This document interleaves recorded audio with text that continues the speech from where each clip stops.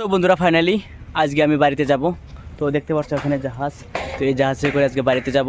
তো তোমাদেরকে দেখাচ্ছি, ভিডিওটা দেখুন, কারণ আমি গিয়েছিলাম বাইরে, তো অনেক দিন ওখানে ছিলাম, কাজের সূত্রে গিয়েছিলাম, কিন্তু আমি যাব, কিন্তু আজকে এইটাতে যাবো, কারণ গাড়িতে গেলে তো মজাটা আলাদা, কিন্তু এই নদী দিয়ে যদি আমরা ফেরি দিয়ে যাই তাহলে এই মজাটা আলাদা। তো এটা দেখলে আমার খুব ভালো লাগে, তার জন্য এটাতে যাবো, ঠিক আছে।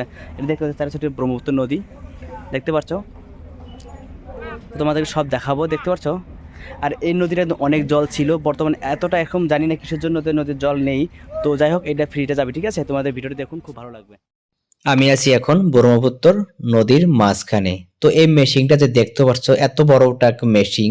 তো এই মেশিনের কাজটা কি তোমাদেরকে বলছি। এই মেশিন দিয়ে যে ব্রহ্মপুত্র নদীটা যাচ্ছে না, একবারে জল কমে গেছে, ঠিক আছে। এখান দিয়ে জাহাজ যেতে পারে না বা লঞ্চ যেতে পারে না। তো দেখতে পাচ্ছ ওই যে মানে মেশিনের মধ্যে জল যাচ্ছে, সেটা কিন্তু জল না, ঠিক আছে, সেটা কিন্তু অনলি বালু।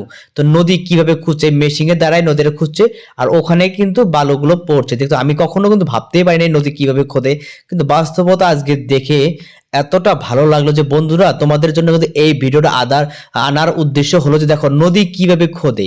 আমি ভাবছি দেখো কিভাবে নদী খোদে, এটা ভাবার কথা, কিন্তু বাস্তবতা দেখলাম না, অনেকই ভালো লাগলো। আর মেশিনটা কিন্তু অনেকই বড়।